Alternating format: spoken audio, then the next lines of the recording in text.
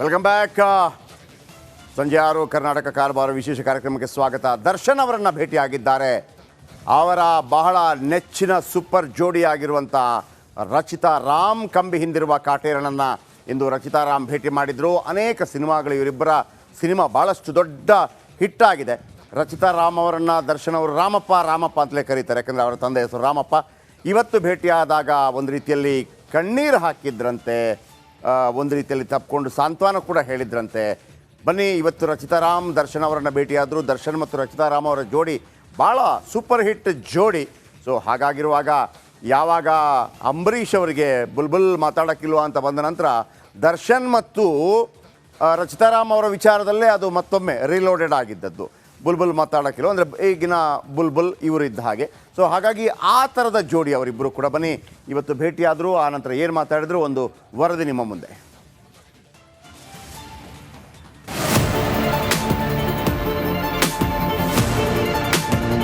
Rachita Ram Sandalwood ನ Dimple queen, ಚಂದನವನದ ಗುಳಿಕೆನ್ನೆ ಚೆಲುವೆ, ಬುಲ್ಬುಲ್ ಬೆಡಗಿ ಅಂತಾನೆ ಫೇಮಸ್. ಮೊದಲ ಸಿನಿಮಾದಲ್ಲೇ ದರ್ಶನ್ ಜೊತೆ ನಟನೆ ಮಾಡಿ ಸೈ ಎನಿಸಿಕೊಂಡಿದ್ದ ನಟಿ, ಕಾಟೇರನನ್ನ ಗುರುವಿನಂತೆ ಕಾಣೋ ಹೀರೋಯಿನ್. ಕೊಲೆ ಕೇಸಲ್ಲಿ ದಾಸ ಜೈಲು ಪಾಲಾದ್ರೂ ರಚಿತಾ ರಾಮ್ ದರ್ಶನ್ ಪರ ಬ್ಯಾಟ್ ಬೀಸಿದ್ರು. ಧರ್ಮೋ ರಕ್ಷತಿ ರಕ್ಷಿತಃ ಅಂತ ಪೋಸ್ಟ್ ಮಾಡಿದ್ರು. ಈಗ ಪೊರ್ಕಿಯ ದರ್ಶನ ಮಾಡೋಕೆ ಗುಳಿಕೆನ್ನೆ ಚೆಲುವೆ ರಚಿತಾ ಸೀದಾ ಪರಪ್ಪನಗ್ರಹಾರ ಜೈಲಿಗೆ ಎಂಟ್ರಿ ಕೊಟ್ಬಿಟ್ಟಿದ್ದಾರೆ. ಸೆಂಟ್ರಲ್ ಜೈಲಿನಲ್ಲಿ Rachchu meets Dachu.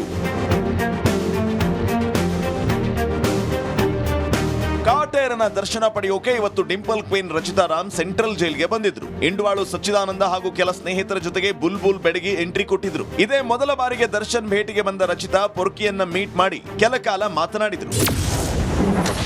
Dachu ನೋಡ್ತಿದ್ದಂತೆ Rachchu ಭಾವುಕ. ರಚಿತಾನ ತಬ್ಬಿ ಸಂತೈಸಿದ Kaatera. Central ಜೈಲ್ನ visiting ಹಾಲ್ ಅಲ್ಲಿ ರಚಿತಾ ರಾಮ್ ದರ್ಶನ್ ಭೇಟಿ ಮಾಡಿದ್ರು. ಪೊರ್ಕಿಯನ್ನ ನೋಡ್ತಾ ಇದ್ದಂತೆ ಗುಳಿಕೆನ್ನೆ ಚೆಲುವೆ ಭಾವುಕರಾದ್ರು, ಕಣ್ಣೀರು ಹಾಕಿದ್ರು. ಬಳಿಕ ರಚಿತಾ ರಾಮ್ನ ಕಾಟೇರ ತಬ್ಬಿಕೊಂಡು ಸಂತೈಸಿದ್ರಂತೆ.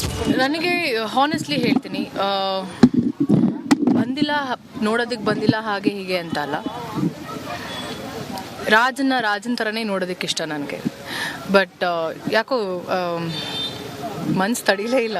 ಸೊ ತುಂಬ ಮಿಸ್ ಮಾಡ್ಕೊಳ್ತಿದ್ದೀವಿ ಅಂದಾಗ it's better let me go see him and come ಅಂತ ಅನಿಸ್ತು. So I just came and ನೋಡಿ ಸ್ವಲ್ಪ ನಿರಾಳ ಆಯಿತು. ಆ್ಯಂಡ್ ಪ್ರಮುಖವಾಗಿ ಅವರ ಆರೋಗ್ಯ ಬಗ್ಗೆ ವಿಚಾರಿಸ್ಕೊಂಡೆ. So he is very healthy, he is very fine. ದಾಸನಿಗೆ 3 ಬ್ಯಾಗ್ ಕೊಟ್ಟ ರಚಿತಾ. ಅಂದಾಗೆ ರಚಿತಾ ಇವತ್ತು ಖಾಲಿ ಕೈಯಲ್ಲಿ ಬರಲಿಲ್ಲ. ದಾಸನಿಗಾಗಿ ರಚಿತಾ ಬರೋಬ್ಬರಿ 3 ಬ್ಯಾಗ್ಗಳನ್ನ ತಂದಿದ್ರು. 2 ಬ್ಯಾಗಲ್ಲಿ ತಿಂಡಿ, ಮತ್ತೊಂದು ಬ್ಯಾಗಲ್ಲಿ ಬಟ್ಟೆಯನ್ನ ತಂದ್ಕೊಟ್ರು. ದೇವರಿದಾನೆ, ಎಲ್ಲ ಒಳ್ಳೇದಾಗುತ್ತೆ ಅಂತ ದರ್ಶನ್ಗೆ ರಚಿತಾ ರಾಮ್ ಧೈರ್ಯ ತುಂಬಿದಾರಂತೆ. ನವೀನ್ ಶೆಟ್ಟಿ, ಕೆರಾಡಿ, ಆನೇಕಲ್, ರಿಪಬ್ಲಿಕ್ ಕನ್ನಡ.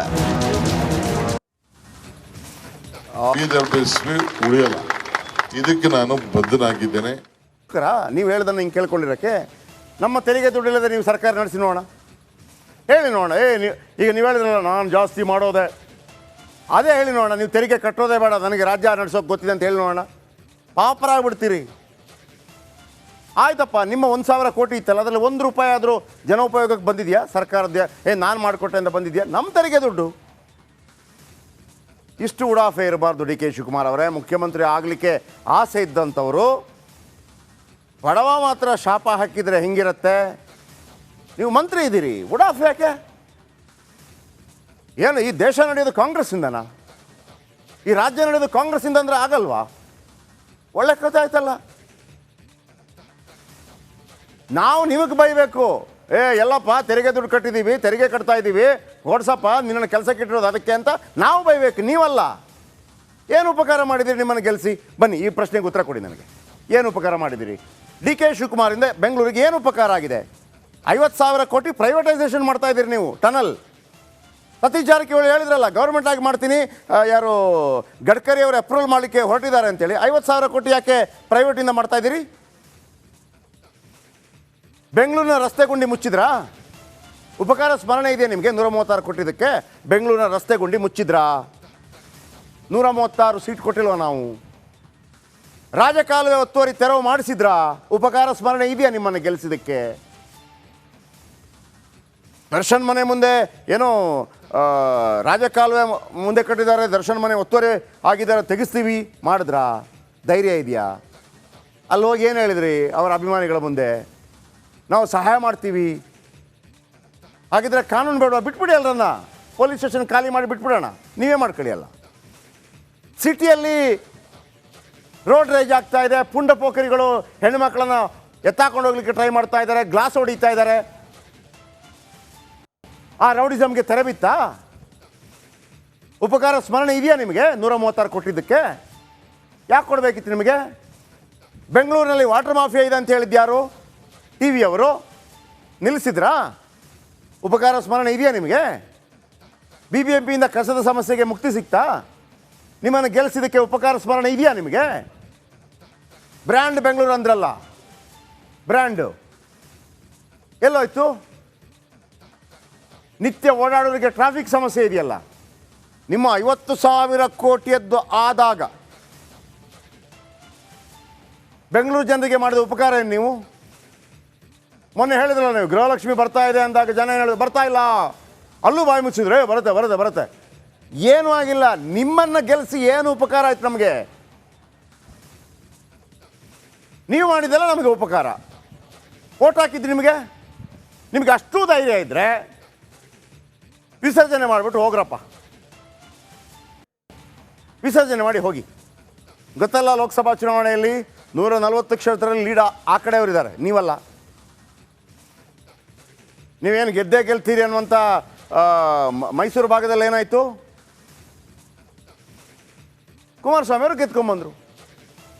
ನೀವು ರೇಟ್ ಜಾಸ್ತಿ ಮಾಡೋದು ತಪ್ಪಲ್ಲ, ನಿಮಗೆ ಅಧಿಕಾರ ಕೊಟ್ಟಿದ್ದೀವಿ, ಮಾಡ್ಬೋದು.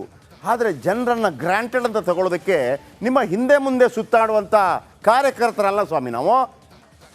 ನಿಮ್ಮ ಕಾರ್ಯಕರ್ತರೇ ಕೇಳಲಿಕ್ಕಿಲ್ಲ ಜಾಸ್ತಿ ಮಾತಾಡಿದರೆ. ನೀವು ಸೋತಾಗಿರ್ತಾರಾ? ನಿಮ್ಮ ಕಾರ್ಯಕರ್ತರು ಕೇಳಿದ್ರಾ? ನಿಮ್ಮ ಕಾರ್ಯಕರ್ತರು ನಿಮ್ಮ ಮಾತನ್ನು ಕೇಳಿದಿದ್ರೆ ಮಂಜುನಾಥ್ ಅವರನ್ನು ಸೋಲಿಸಬೇಕಾಗಿತ್ತು, ನಿಮ್ಮ ತಮ್ಮನನ್ನು ಗೆಲ್ಲಿಸಬೇಕಾಗಿತ್ತು. ನಿಮಗೆ ನಿಮ್ಮ ತಮ್ಮನನ್ನು ಗೆಲ್ಲಿಸೋಕ್ಕಾಗಿಲ್ಲ, ಅಲ್ಲಿ ಮುನಿರತ್ನ ಅವರನ್ನು ಸೋಲಿಸೋಕ್ಕಾಗಿಲ್ಲ ನಿಮಗೆ. ನಮ್ಮ ಹತ್ರ ಏನು ಬಂದು ಮಾತಾಡ್ತೀರಿ ಜನರ ಹತ್ರ?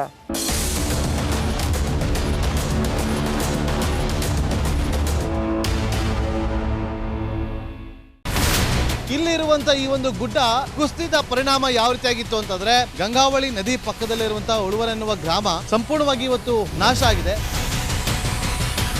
ಮನೆ ಮಠ ಏನಿಲ್ಲ, ಎಲ್ಲ ಹೋಗ್ಬಿಟ್ಟಿದೆ. ಇವತ್ತು ರಿಪಬ್ಲಿಕ್ ಕನ್ನಡ ಮಾಡಿದಂತ ಒಂದು ವರದಿಯಿಂದಾಗಿ ಎಚ್ಚೆತ್ತುಕೊಳ್ಳುವಂತ ಕೆಲಸ ಸರ್ಕಾರ ಮಾಡಿದೆ, ಸಚಿವರು ಕೂಡ ಮಾಡಿದ್ದಾರೆ. 2 ಗಂಟೆಗೆ ಸುದ್ದಿ ಮೂಡಿಸಿದ್ದು 6 ಗಂಟೆಗೆ ಎಲ್ಲ ಸಚಿವರು ಮಿನಿಸ್ಟರ್ ಎಲ್ಲ ಬಂದು ಇಲ್ಲಿ ನೋಡೋಗಿದ್ದಾರೆ. ಎಲ್ಲಾ ಜನರಿಗೂ 1,20,000 ಮತ್ತೆ ಅವರಿಗೆ ಮನೆಗೆ 5 ಲಕ್ಷ. ಈ ಸುದ್ದಿಯನ್ನ ಎಲ್ಲ ಒಂದು ಅಧಿಕಾರಿಗಳಿಗೆ ಮೂಡಿಸಿದ್ದಕ್ಕಾಗಿ ರಿಪಬ್ಲಿಕ್ ಕನ್ನಡ ಟಿವಿಗೆ ಧನ್ಯವಾದ ಹೇಳಿ ಇಷ್ಟಪಡ್ತೇವೆ. ಮನೆನೂ ಕೊಡ್ತೇವೆ, ಮಕ್ಕಳ ಶಿಕ್ಷಣಕ್ಕೆ ತೊಂದರೆ ಆಗದೆ ಇದ್ದಂಗೆ ಹೆಲ್ಪ್ ಮಾಡ್ತೇವೆ. 1,20,000 ಮನೆ ಯಾರ್ದ್ರ ಡ್ಯಾಮೇಜ್ ಆಗಿದೆ ಅದನ್ನ ಕೊಡ್ತೀವಿ ಅಂತ ಒಪ್ಕೊಂಡಿದ್ದಾರೆ. ನಮ್ಮ ಕಷ್ಟಕ್ಕೆ ನೀವು ರಿಪಬ್ಲಿಕ್ ಕನ್ನಡದವರಾದಂತ ನೀವು ನೆರವಾಗಿರುತ್ತೆ ನಾವು ನಂಬಿದ್ದೇವೆ. ಅವರಿಗೆ ಸೂರನ್ನ ಕಲ್ಪಿಸಿಕೊಡೋವರೆಗೂ ಕೂಡ ರಿಪಬ್ಲಿಕ್ ಕನ್ನಡ ಅವರಿಗೆ ಧ್ವನಿಯಾಗಿ ನಿಲ್ಲುವಂತ ಕೆಲಸವನ್ನ ಮಾಡುತ್ತೆ.